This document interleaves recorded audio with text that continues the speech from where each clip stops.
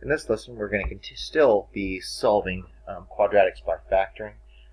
However, it just takes a little bit more time. It's just a little bit harder, not that much. So I want you to kind of see what we do to solve this by factoring. First step is always to write the problem down. So we have 5x squared minus 20x plus 15 equals 0. Whenever I do these, when it says solve for x, write the smaller solution first, then the larger solution second. What I'm going to be doing right now is I'm looking for a common factor that is divisible, if I can, into all of these numbers. If I can do that, and I'm definitely going to do that, because it makes my problem so much easier. So I'm just going to divide everything by the exact same number. I'm going to divide everything by 5. Alright? And when I divide everything by 5, let's see what we have here. We have 5 divided by 5. That just gives us x squared. We have negative 20x divided by 5. That's negative 4x. And we have 15 divided by 5, which is 3. And then we have 0 divided by 5, which is still 0. Well, this allows me to solve this problem a heck of a lot easier, because now, look right here, we have a coefficient of 1 right in front of the x squared, which allows me to be able to factor this a lot easier than we would have to if we didn't have a 1. And we'll get to those problems. But right now, the step number 1, just divide everything by a 5. That's our very first step. Next thing we're going to do is we're going to look for two numbers that add up to equal this negative 4, which is the middle coefficient. And you're looking for two numbers that multiply together to equal positive 3, which is that last constant right there. So we're looking for two numbers that add up to equal a negative 4, and they multiply together to equal a positive 3. Well, there's only two factors of 3, and that is simply a 3 times a 1. Well, if we know 3 times 1 is 3, but if we use 3 and 1 here, that does not equal a negative 4. So here's what we have to do. Whenever you have a negative in the middle and a positive at the end, that means both your factors are going to end up being negative.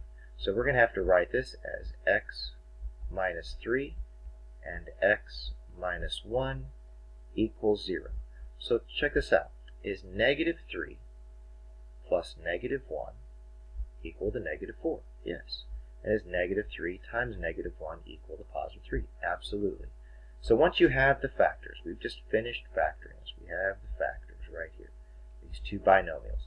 Now comes the easy part. All we have to do is just look at it and go, what number minus 3 is 0? Well, there's only one number, 3. And what number right here, minus 1, is 0? And that number is simply a 1. Now which one's the smaller one? 1. And which one's the larger one? 3. And that's what I'm going to type in. You're more than welcome to pause the video, or watch me do something again, or re-listen to it. You don't have to, if I'm going too fast. So our smaller one was 1, and our larger one is 3. It's very important that you put them smaller and larger, otherwise you will be counted wrong. You wouldn't want that to happen. Alright, so here we go. Problem number 2. Let's take a look at it. One thing that's nice about these problems is every single one of these numbers is divisible by 4. So what we're going to do right here is we are going to take 4x squared minus 48x plus 144, and we are going to divide every single number by 4. Alright? So, all we have to do, if we divide this by 4, we get x squared. Here we get negative 12x. And if you're not good at just going 4 into 144, think of it this way. You could probably take half of it twice. Dividing by 4 is like taking basically a quarter of it. So what's half of 144? Well, that's 72. And what's half of 72? 36. So that allows us, if you didn't have a calculator, you could just take half of 144 a couple of times. And that's the same as dividing it by 4. Alright, looks like we got one of our easy ones. Alright, all we're looking for is two numbers that add up together to equal negative 12, and two numbers that multiply together to equal 36. Well, hopefully you can see that's going to be a 6 and a 6, but we're going to make it a negative 6 and a negative 6, because negative 6 plus negative 6 is negative 12. And negative 6 times negative 6 is positive 36. So here's our factors. It's going to be the same factor, x minus 6 times x minus 6. By the way, there's a name for this. This is referred to as a sum of squares. All right, a sum of squares. Because you could also write this, if you wanted to, you could write this as x minus 6 squared equals 0. And there's only one number that you can plug in there to make it equal to 0, and that's a positive 6. But we're going to go over more of these examples, okay? But this is just one example of a sum of squares. Let's go ahead and type it in and go on to another question. All right, here we go. We have 3x squared minus 33x plus 54 equals 0. First thing we're going to do is we are going to divide everything by 3, because 3 is divisible into all of those numbers. So divided by 3, divided by 3, divided by 3.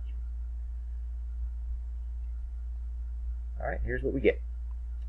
We get x squared minus 11x plus 18.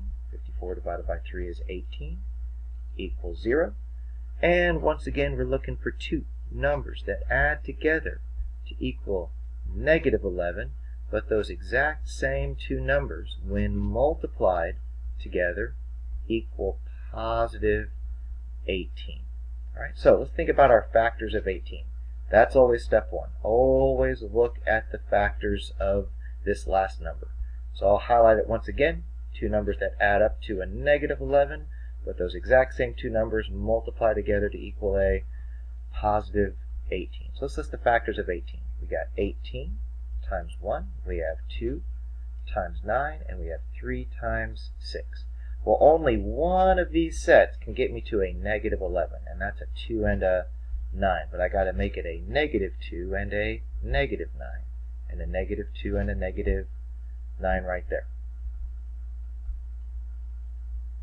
So we're going to say x minus 2 and x minus 9 equals 0. And once again, that allows us to find our solutions. What number minus 2 is 0? 2. What number minus 9 is 0? 9. Our smaller is 2, our larger is 9. So I'm going to write a 2 and a 9.